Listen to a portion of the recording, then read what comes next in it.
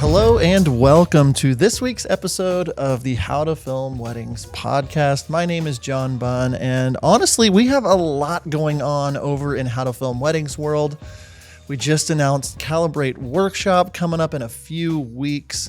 Tickets are on sale right now, howtofilmweddings.com/calibrate. $49 get you in the door. We've got 5 guest speakers. Check out all of that over at howtofilmweddings.com/calibrate. This weekend, as I'm recording this, or today, I'm on my way back from Kansas City. My family and I decided to go see Ed Sheeran for a second time this last weekend before our summer ends, and so many good things going on over here in How to Film Weddings world. One of those things, too, that I wanted to mention is our good buddy Jimmy Lick over at Second Society.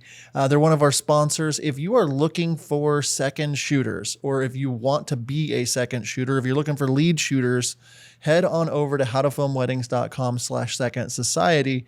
Check it out. It's a great way to get on a list to be able to find second shooting jobs, connect with other wedding filmmakers. The dude has built out a legit app, and it's awesome. So if you're needing second shooters all around the world, be sure to check out howtofilmweddings.com/second society. Now, I mentioned a second ago, Calibrate Workshop is coming, and we wanted to bring on one of our guest speakers for our VIP session. Brock Johnson is his name. He's an Instagram growth coach. He runs Insta Club Hub. He's got nearly 700,000 followers on his Instagram and gaining about 1,000 followers a day. We go in deep talking about Instagram growth for wedding filmmakers in 2023. We're talking about how to stay consistent, how to grow, different ideas on ways to grow your following with the right followers, things we should be thinking about, things that are that Instagram is looking for. It's like really good episode. It's really full of all kinds of great info. It's something you're definitely going to want to check out. Again, I'm thankful to Brock for being part of this, and he's really dropping a lot of knowledge, and he's going to go even deeper during our Calibrate workshop that starts August 23rd, just a couple weeks away. So hope everyone out there is doing well. Again, we love you. If you need anything, please let us know.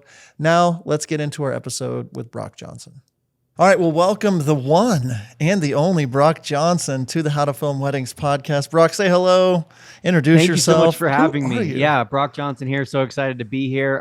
In short, I help people grow on Instagram. So that's who I am, and that's what I do. Yes, I found you, I think, I want to say, I can't remember, I mean, obviously on Instagram, last few months, and just, I was like, who is this guy? Like, is he one of these just Instagram dudes that are, just trying. The more I was watching your reels, and then I was like sending them to Nick, my co-host here, just like, this is really helpful. That's really helpful. This is really helpful.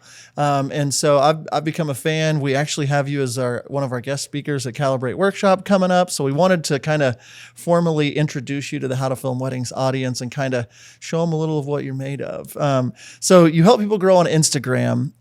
How did you, give me a little bit of the genesis of this? How'd you get going in this?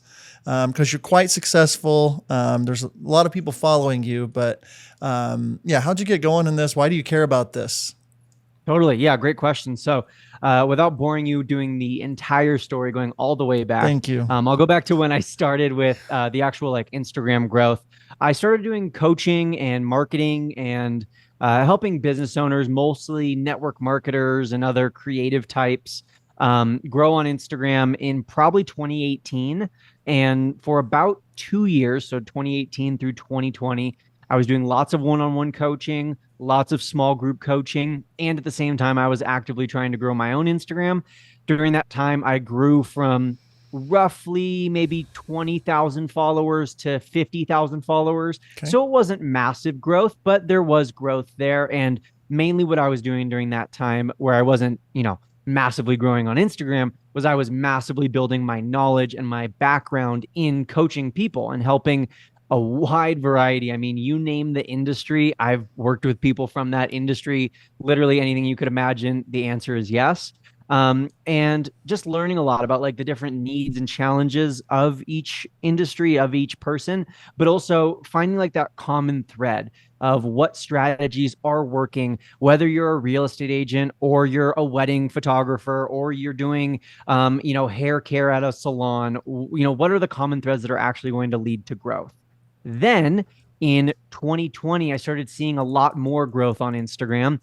And in April of 2021, it was actually April 1st, 2021, April Fool's Day, Hmm. I challenged myself. And it wasn't a marketing ploy, it wasn't um, a business strategic decision. It was just, hey, I'm going to challenge myself for the next 30 days to post at least one reel per day because I had started to learn about consistency and the value of consistency. And I had been doing more research into the frequencies of posting on Instagram and what led to the most reliable results.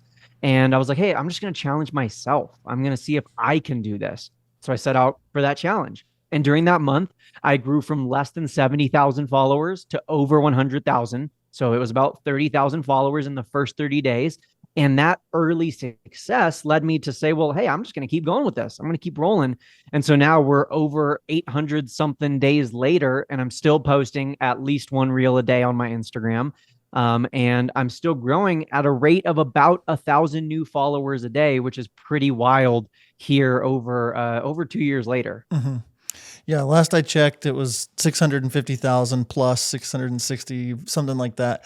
Mm-hmm. And it's, we're over here at How to Film Weddings, all about that crock pot method, the slow and steady, the Mm-hmm. non-microwave, the putting in the work, the doing the effort over time and doing the right effort, not just trying to grow just to grow, but like the right followers and the right over time, and that will lead to success. It's kind of a boring thing, but at the same time, I don't know why I'm just so geeky about like, oh, I love doing the work when other people aren't willing to do that work. And so 800 days later, we talk from time to time on this podcast about 1,000 days is how long it takes you to get from starting this business to being, charging X amount of dollars per wedding film. Mm-hmm. Instagram is obviously, a very big deal, especially for the wedding filmmaker community. When we think about our target market, brides, grooms in their 20s, video, imagery, photography, like all of it is right there at our fingertips. Mm-hmm. But one of the common things I see is people just chasing follower count. Mm-hmm. What do you have to say just about like the quality of follower versus like just growing? Are you all about, I just want to grow, grow, grow, or how has it been for you? Because I think I know the answer, but I'll tee you up there. Yeah, you teed me up very nicely. So, despite growing at a massive rate, the benefit of that is, of course, hey, now I have this really big audience, a lot of quote unquote warm leads, a lot of more potential people I could reach with each post, which is cool. But it's the quantity that doesn't matter as much. It's the quality that really should be your focus. I would much rather have 100 super fan followers, like 100 followers who are bought in. They know me. They know the details about my life. They care about me. They're not just seeing a post every couple of weeks, but they're waking up every day and they're looking for my posts. They're looking for my stories. They're scrolling my feed until they find my content. And if they didn't see a post, they're going and checking my profile to see what I posted that day. I'd much rather have 100 of those people than 100,000 average followers or Mhm. 1,000, or excuse me, yeah, 100,000 typical, just average social media followers, because the average person, they're not going to see what you post on a daily basis. They're not going to really care. They're not going to take the time to be invested, to learn more, and to want to become a lead or a potential customer or a potential client. So it's really the quality that matters so much more. And that's one of the real superpowers that exists for someone who has a quote unquote small following. And they might complain or feel down or compare themselves to others because they don't have the same number of followers. But what they don't recognize is they have a really awesome opportunity. And in many ways, I'm envious of the person with 660 followers. I have 660,000. I'm envious in many ways of the person with 660 followers because you're still at a level where you can put in the time to build genuine relationships and connections with those followers. And it's really cool to see now for myself as someone with a huge following. I know a lot of those people who followed me when I had less than 10K, and I built relationships with them. And we still have relationships to this day. They're Mhm. still the people who I network with, who I converse with in the direct messages, and who I really care about because they've been around since the start. So if you're someone who has less than 1,000 followers, lean into that that small following. Lean into the fact that you can build a relationship with them. You can check in on them and send direct messages and have conversations and just treat people like people. It's a lot harder to do once you have a large following. Mm-hmm. And I think that obviously there's, you see a big number next to someone's name, and everybody I think wants, that dopamine hit of I've got 10K or I've got 100K or whatever it is. And it's like, it feels good. It's got to feel good to have, nearly 700,000. And I bet you're like pushing, it's like, can't wait till we get to 700K. And then when you get to 700, it's like 750 or a million, we got to get a million. And it's like, we should get to 5 million. And so that monster is never happy, I'm sure. But as like if we're putting our thinking caps on and we're saying, hey, we're having a strategy session for wedding filmmakers in 2023 at the beginning of August, like with all of the tools that are out there. Like you mentioned something earlier, it's like you were during these posts, you saw these common threads that led to growth. And I think growth is very important. Like we want to, when a bride reaches out to us, if we have 50,000 followers, to her, that's ding, ding, ding. This is a big deal. And so that's a real thing, but we don't just focus on that. And so my question, I guess, is some of these common threads, if we were putting our thinking caps on to say, hey, wedding filmmakers, wake up. You've got 6 months left in the year. Do these things. What would come to your mind just immediately?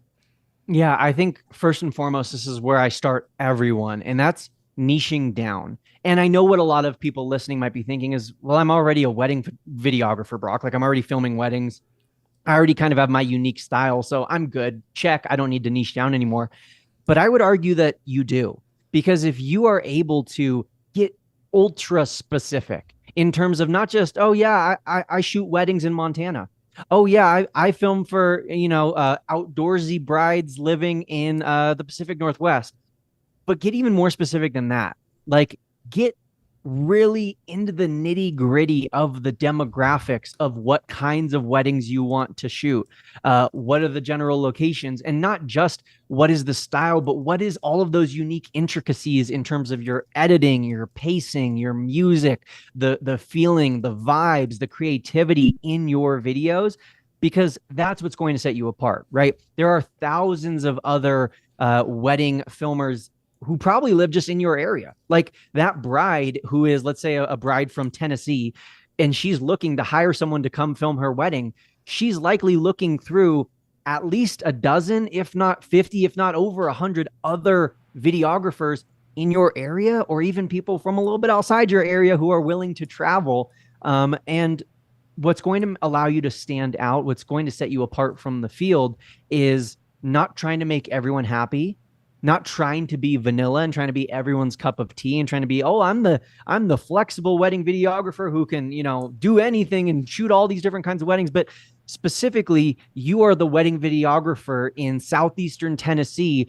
who specializes in shooting gay weddings for husbands who are over the age of 70.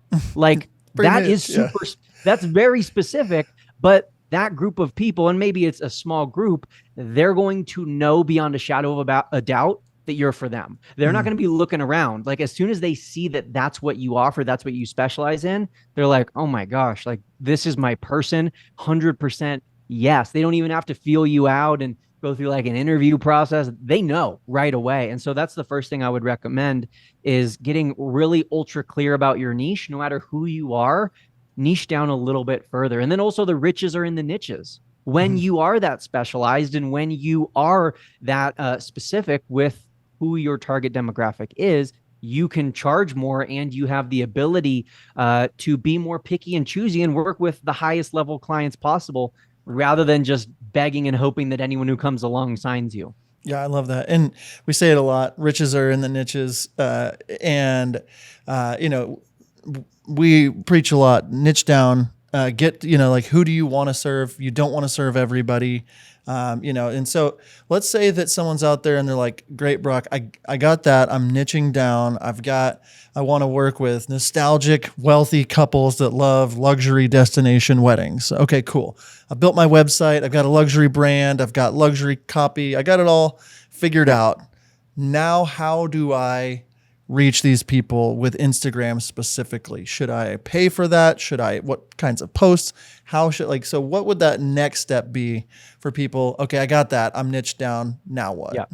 Yeah. So there's like that's 1A. 1B is then let's just make sure that your profile, your bio, all of that is set up to match and to mirror that niche that you've decided upon, the website, the copy, all of that.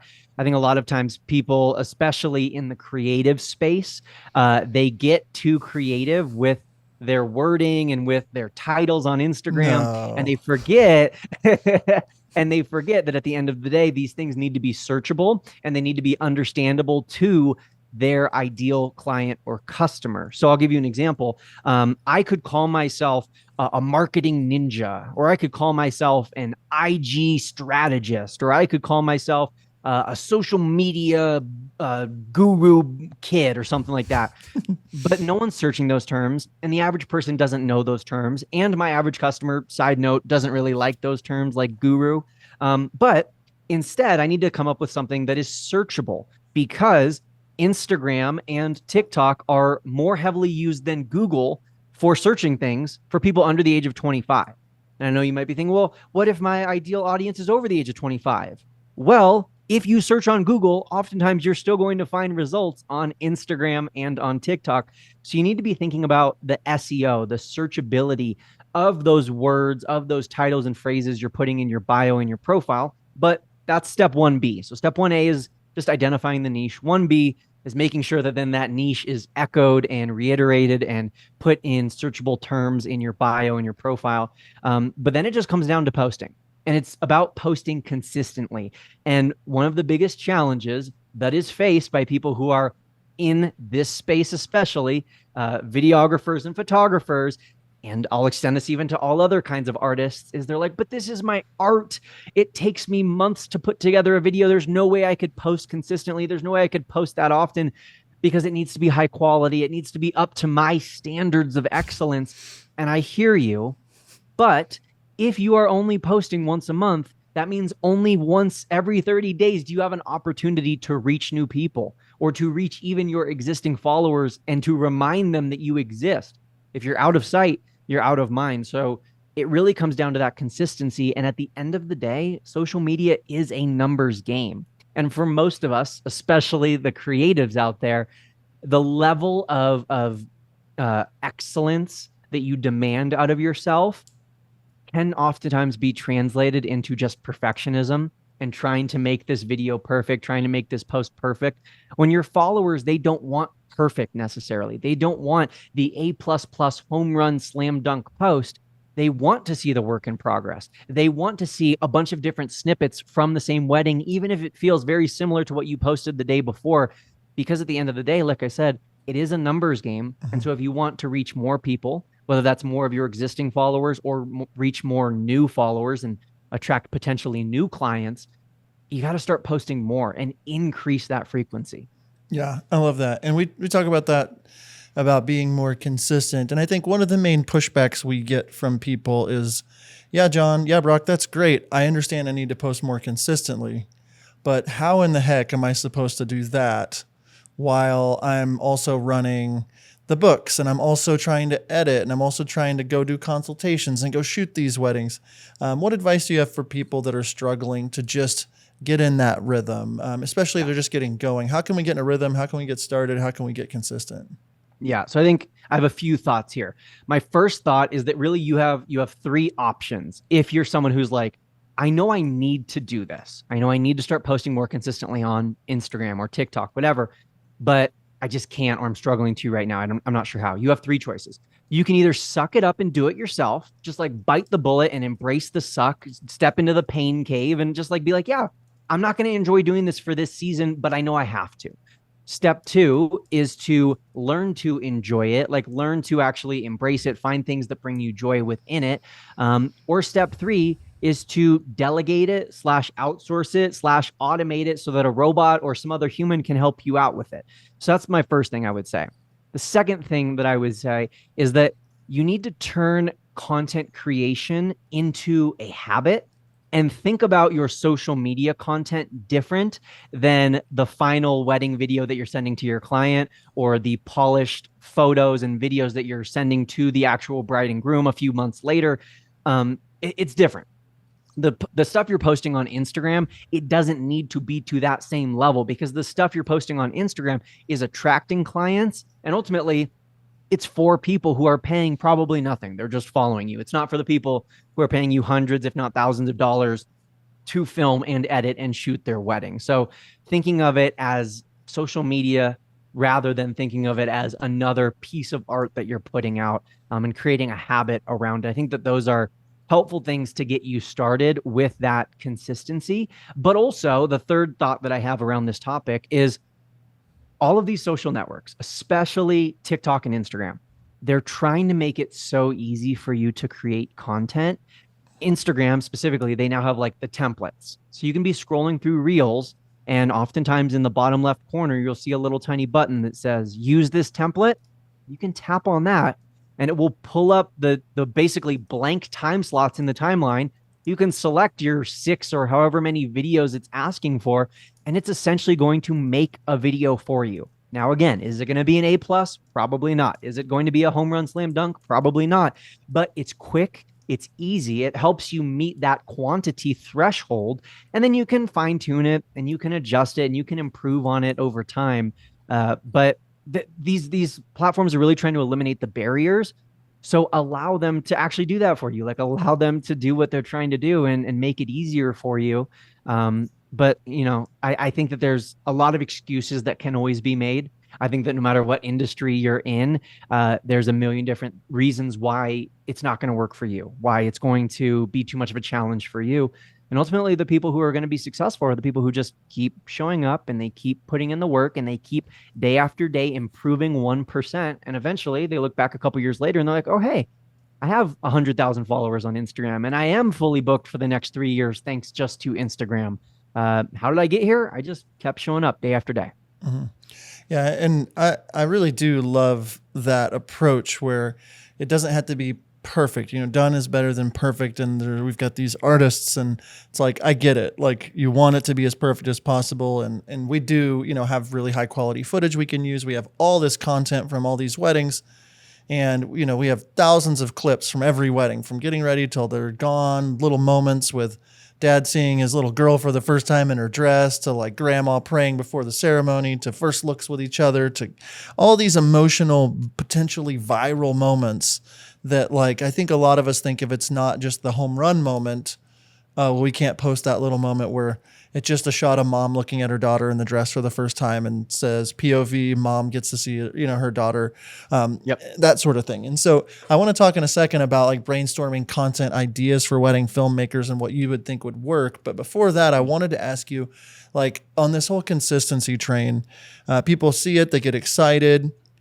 We tell people it would be better to go to the gym 3 times a week for the year than to go twice a day for the first week of the year and then be burned out and blow a muscle and be out. And so when you decided, hey, I want to do 30 days, I want to get going with 30 days, I don't think that you probably were like, I'm going to spend 2 hours a day for 30 days on this. I'm sure you had some type of strategy, and especially now you have, I think I saw your post yesterday was like, I spent the day and got 30 videos ready or something like that. Mm-hmm.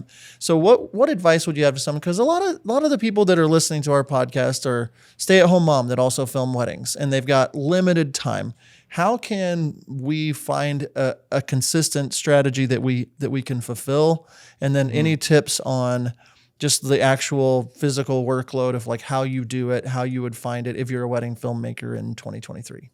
Totally. So I think that, first of all, this definition of consistency is going to vary for each person, and everyone wants me to give them the uniform number that we should all hit every single day, but that number doesn't exist. And instead, the person listening should just ask themselves, how much can I sustain? What number can I sustain? And I love the example you gave of going to the gym. I'd much rather you go 3 times a week, every week this year, than twice a day for the first week of the year, and then you're burnt out and you tore your bicep and you're done. And that's the approach that so many people take to Instagram, is they listen to a podcast like this, or they feel inspired, or it's a new month, they're super motivated, and they just pump out content, and then they're burnt out, overwhelmed, and then they miss 3 months. So instead, I think that it's absolutely starting with a question for yourself of what can you sustain, start there. And then once you have that number, then challenge yourself to push outside of your comfort zone a little bit. Like that's where my one a day, one reel a day for April 2021 started, was I was posting at that point probably 4 or 5 reels a week. And I was like, I can sustain this number, but I want to push a little bit further and a little bit outside of my comfort zone and up my game from a couple a week to at least one a day. And so I think that that's a great step one and step two is what can you sustain, find that number. And then step two, challenge yourself to do just a little bit more.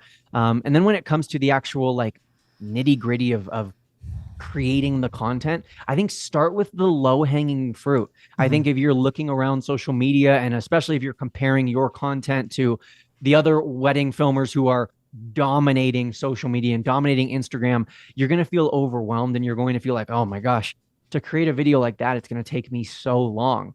And you're absolutely right. But they didn't start by creating a video like that. They have 300,000 followers now, and now they're creating a video like that. But start with the low hanging fruit. So what are the low hanging fruit? It's the templates that I already talked about with Instagram Reels. It's using an app like CapCut and using some of the memes that are in there. And I know some wedding filmers or some wedding videographers are going to be thinking, I don't want to do memes. I don't want to do jokes.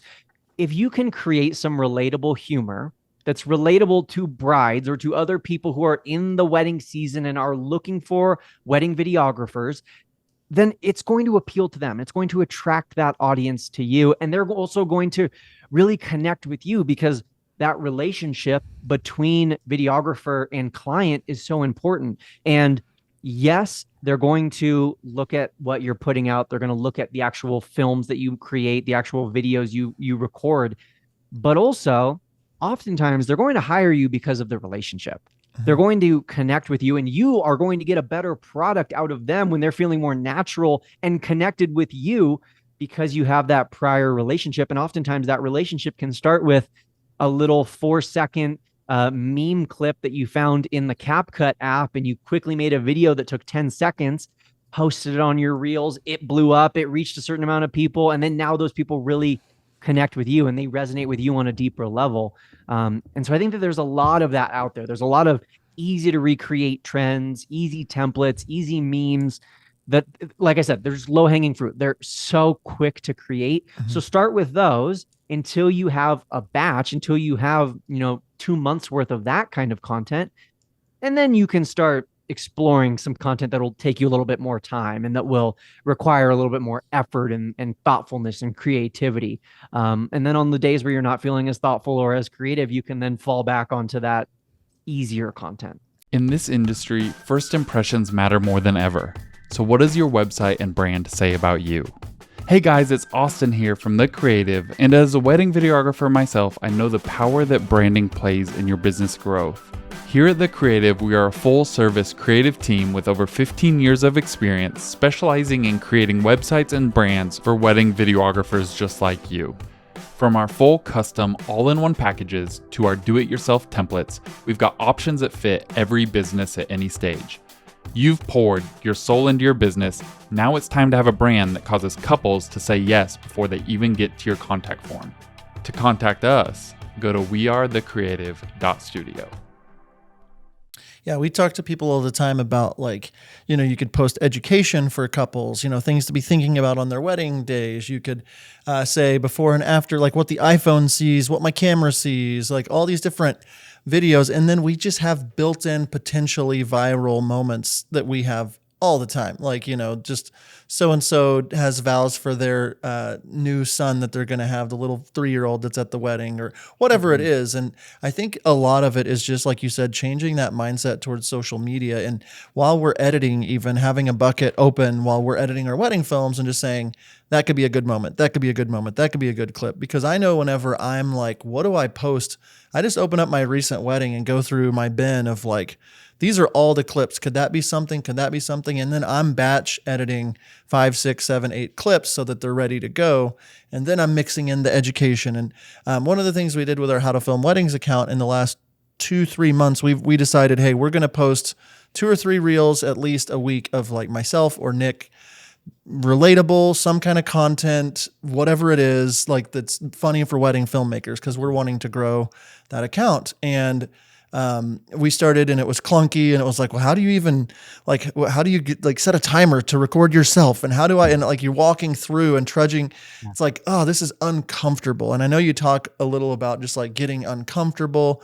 And I think that flows right into it with, yeah, it's not comfortable or easy to get 700,000 followers. It's been a lot of work, but no discipline and time feels worth it. But then when you're over and you've done it, you look back and you're like, I'm happy I went to the gym consistently for 2 years. I'm happy.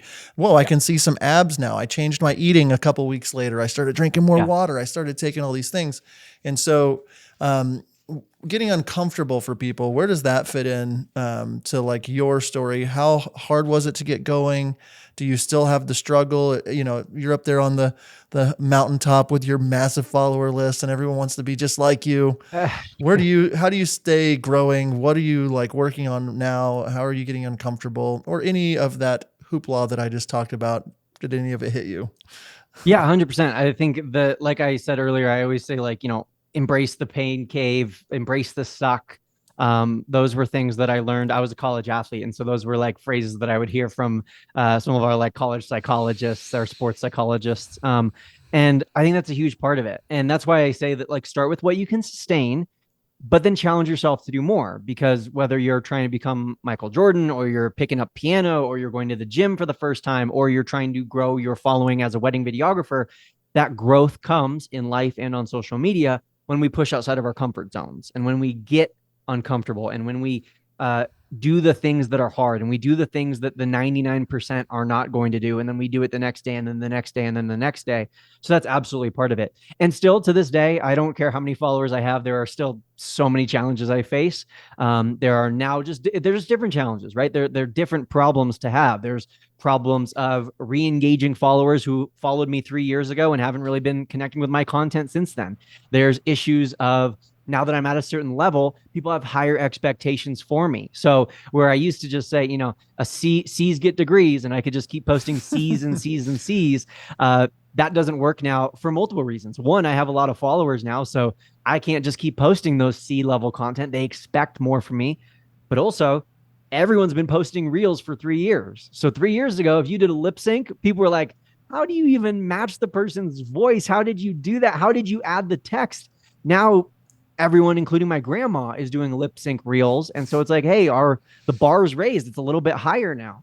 And so, yeah, I think that for anyone who thinks once I reach X number of followers, the problems go away, the challenges are gone, that's absolutely not true. I mean, I remember even myself personally, I made a celebration post on Instagram my sophomore year of high school because I hit 2,000 followers and I was fired up. But also, this was at a time when everyone just followed everyone on Instagram. And because I was in high school with 4,000 people, I had about 2,000 followers who were just kids I went to high school with. And I made a celebration post, I did it, 2K. And it's funny to look back on that now, because I remember when I couldn't wait to hit 10, and I couldn't wait to hit 50.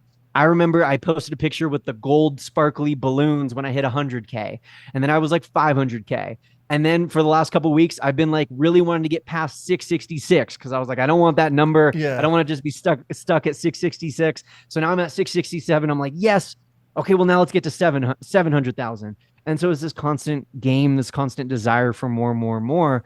But ultimately, what we all have to remind ourselves, myself included, is that there will never be a number of followers or an amount of engagement that will truly make you feel satisfied if you're currently dissatisfied with where you're at.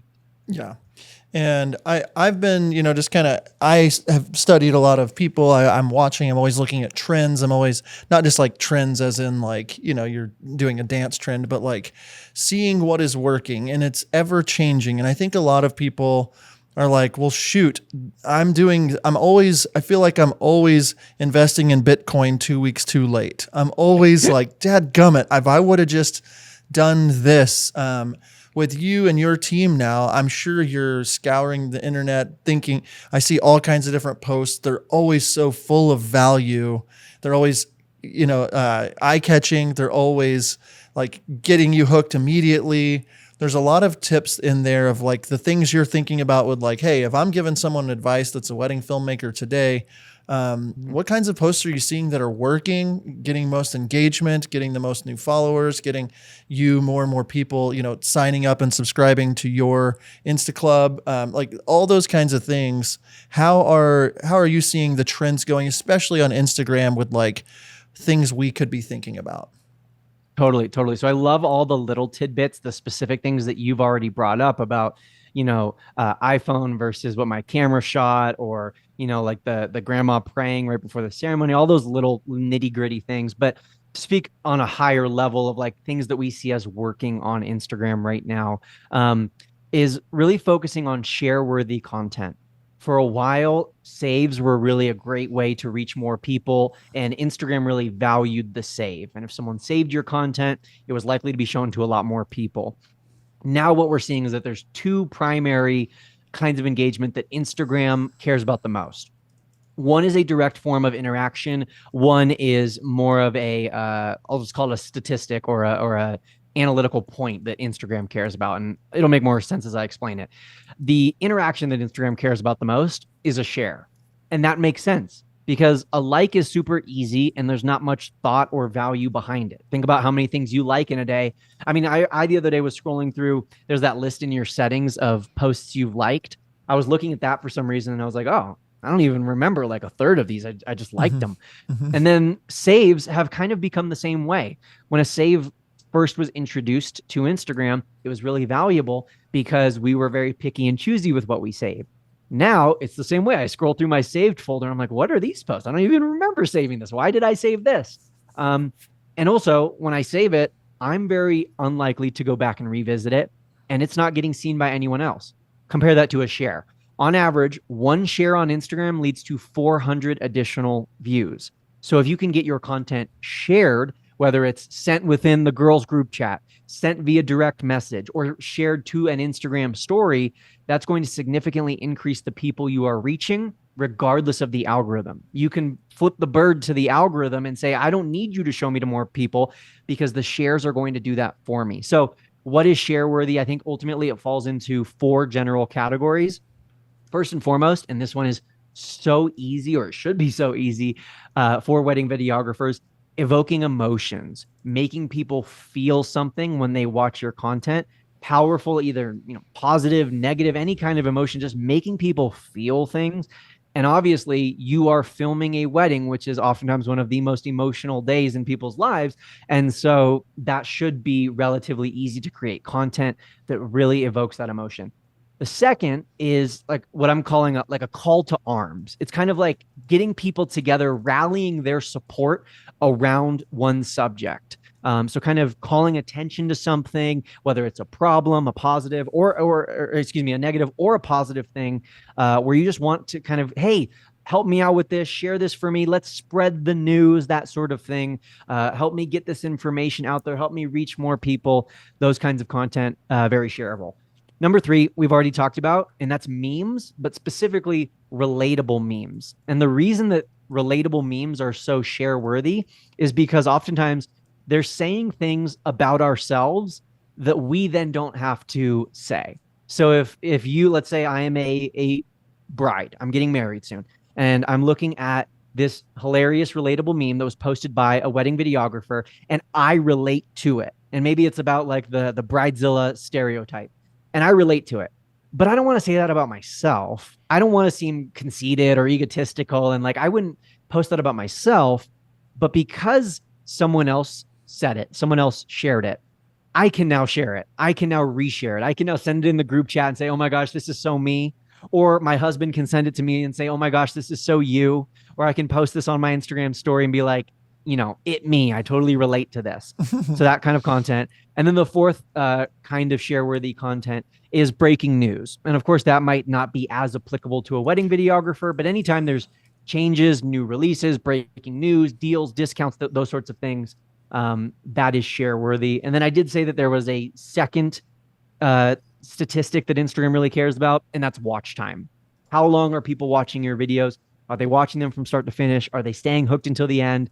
Or when they see your video, are they kind of like, all right, I don't need to watch this whole thing and I'm going to scroll.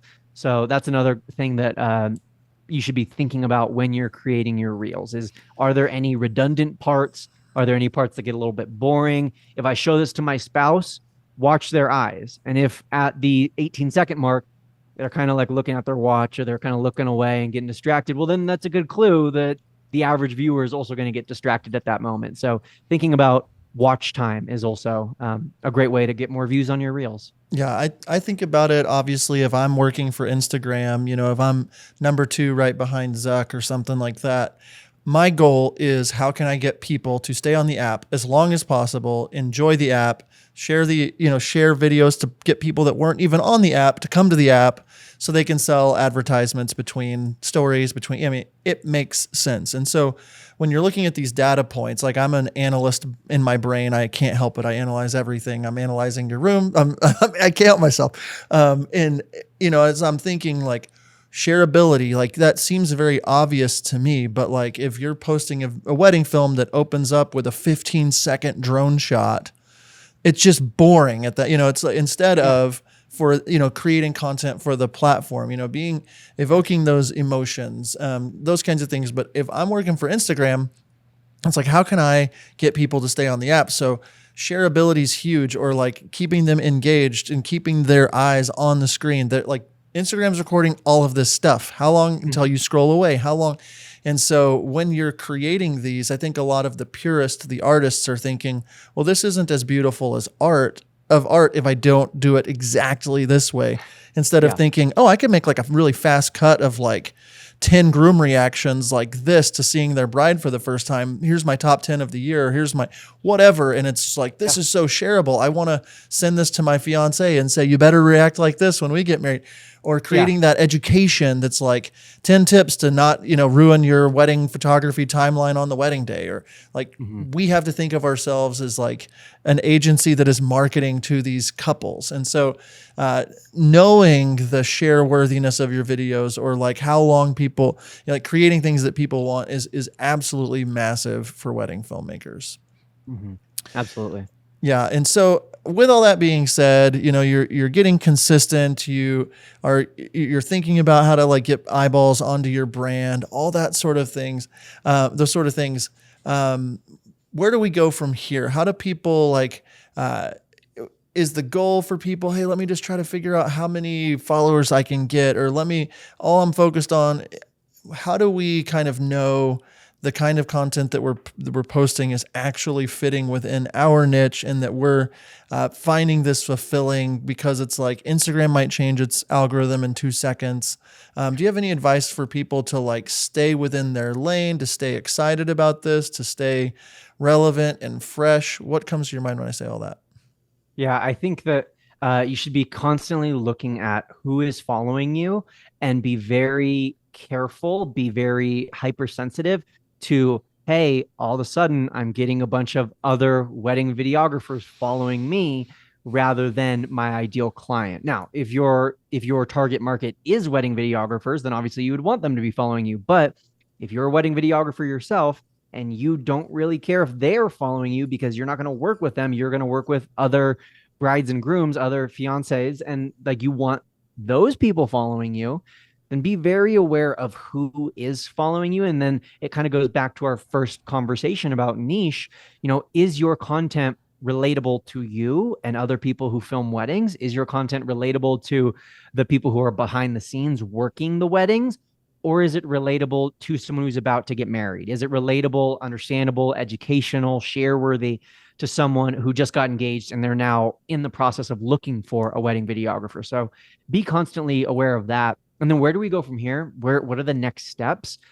We're growing our following now. Whether you have 600 followers or 600,000, we need to start building relationships on our Instagram stories. And like I mentioned earlier, I can think of myself even. I got married last year, and thinking about what photographer and what videographer or what videography team am I hiring for my wedding? There were plenty of great options out there. There were plenty of people who their footage, their way they edited, all those things. Like I was like, yeah, I could totally hire one of these people to shoot our wedding, and I'd be happy with it.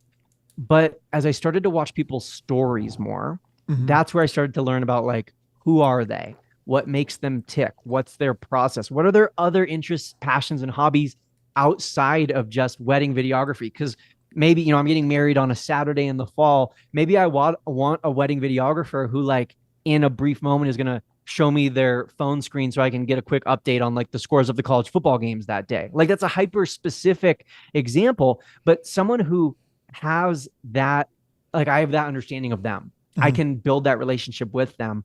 That's powerful. And that's who I'm going to hire. And so the way you do that strategically on Instagram is first and foremost with the Instagram stories, which the Instagram stories will not help you grow your following. They won't help you reach new people, but they will help you go deeper with the people who are already following you. And it's also interesting to note directly from Instagram CEO, the number one most used area of Instagram is the Instagram stories, especially for younger demographics. The younger you look, the more they use Instagram stories.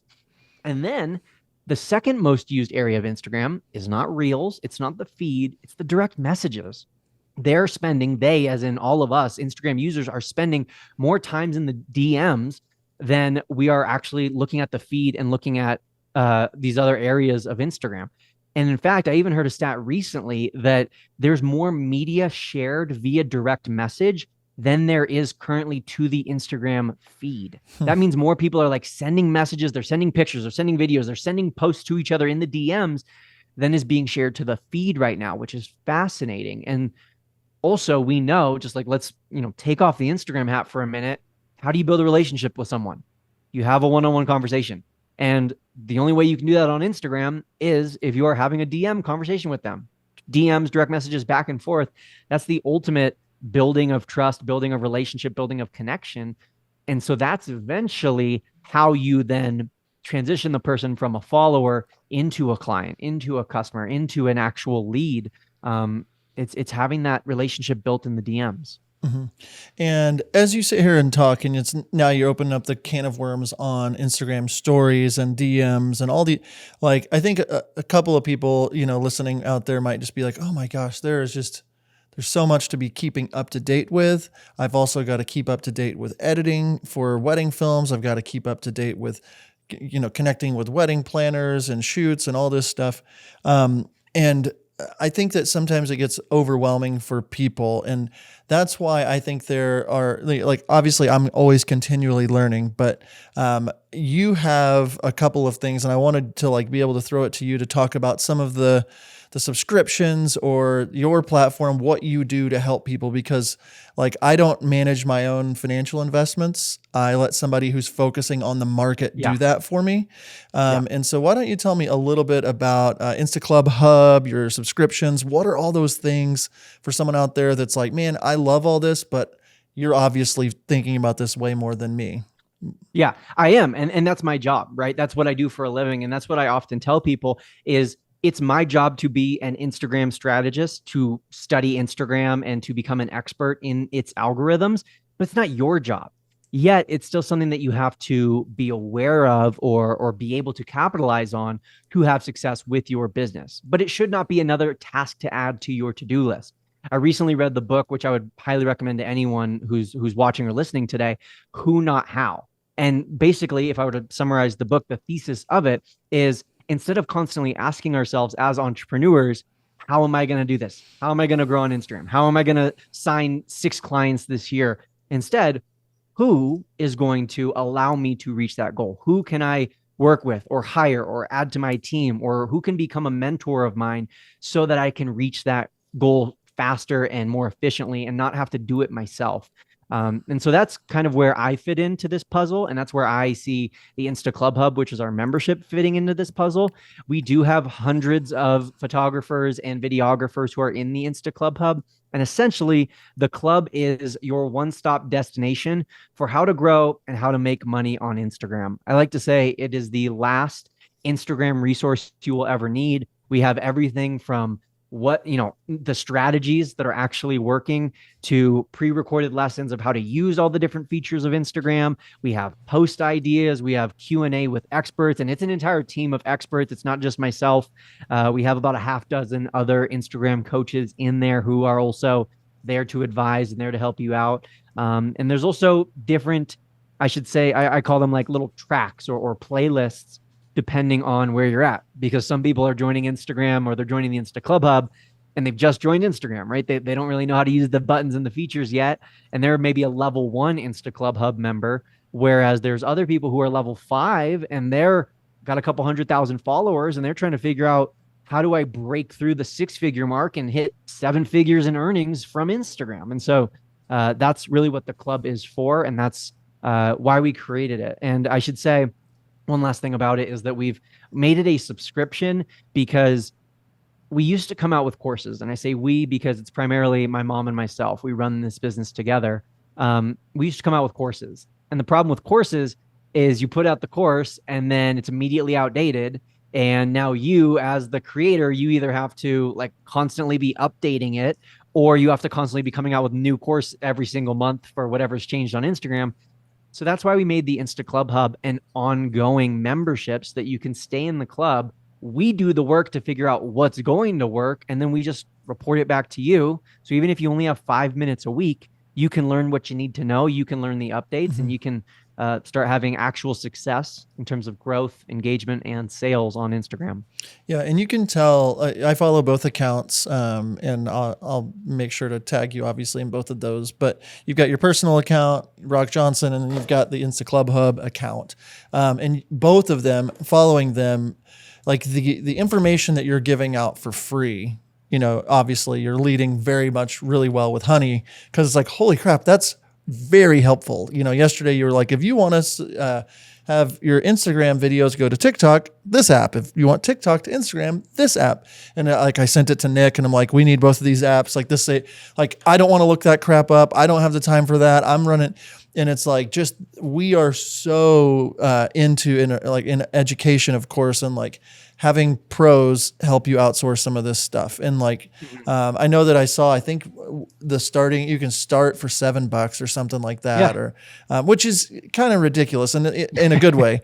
But I think that we see so many people, and I've been very hesitant to bring someone onto the show that's an Instagram growth expert that just has an ad running or whatever. So I've been watching for months. I'm like, my gosh, dude, this guy is legit. He is. Thank you. Yeah, of course. And so if people want to check that out, please do. And then one thing I wanted to mention is that we've invited you to be one of our guest speakers to our VIP over at Calibrate Workshop. We just announced the tickets last week, and I would love to kind of hear, I know that you probably don't have the final touches, it's a month away, but on maybe some of the things that you're going to go a little deeper on with the speech or the chat, the presentation. There it is. That's the word. I found it. Yeah. I'm super excited for that. And I really am thankful that you guys reached out with this opportunity. And it's, I think, a unique challenge that wedding videographers face in growing on Instagram, right? It's a little bit different than like your education entrepreneur who's just selling a course, right? The way they're going to grow is going to be different.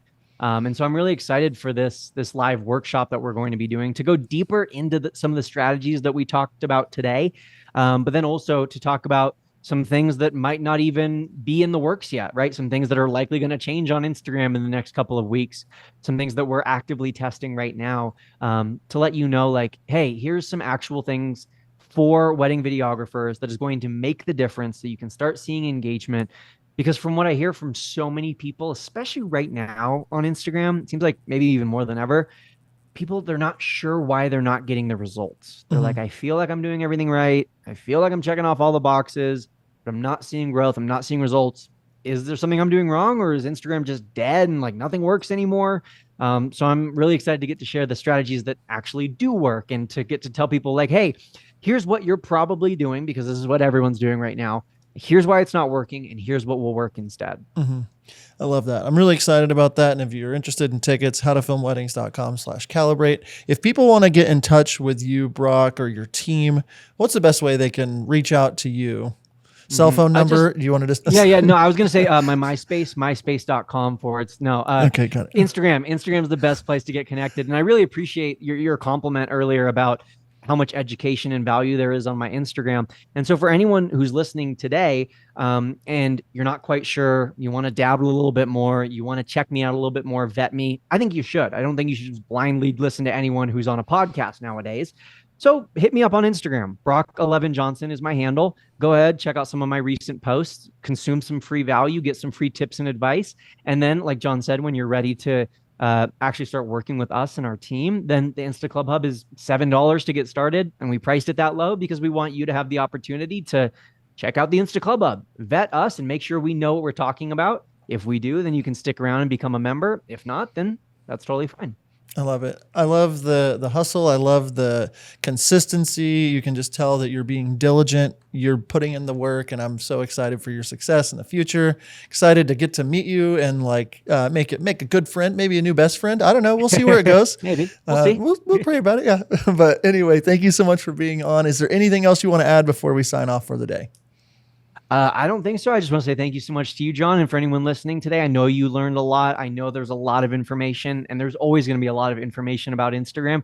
Just rip the Band-Aid off. Just get started. Just start, go aiming for C's. C's get degrees. Start aiming for singles instead of home runs. Start aiming for, hey, just shooting the shot rather than trying to do the slam dunk every single time.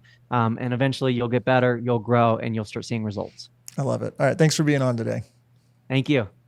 Wow. Thank you so much, Brock, for taking the time, giving us the last hour and just really giving us those deep nuggets when it comes to Instagram and growing our following with the right followers. If you haven't, be sure to go check out Brock on Instagram. And as a reminder, Brock is going to be one of the guest speakers at Calibrate Workshop. Our tickets are on sale right now. The standard tickets are $49 and $99 for our VIP upgrade, which gets you 7 days access to the content, as well as this VIP session with Brock Johnson going deep on Instagram. So head over to howtofilmweddings.com/calibrate. As always, if you need anything, shoot us a DM over on the gram at howtofilmweddings. Have an incredible week. And until next time, we will see you. Attention wedding filmmakers. The best resource for licensing music for your wedding films is MusicBed. I have been exclusively using MusicBed for about 8 years, and our films are better because of it. I hear a lot from our couples that reach out to us that our wedding films feel different, that the music isn't cheesy. MusicBed has a roster of incredibly talented musicians, bands, and composers who pour their hearts into their work, and you can hear the difference. Find the perfect song with MusicBed's intuitive search features like genre, mood, beats per minute, and my favorite, key. Head over to howtofilmweddings.com/musicbed to learn more and take your films to the next level. Use promo code HTFW23 at checkout to receive 1 month free with the purchase of an annual subscription. That's howtofilmweddings.com/musicbed.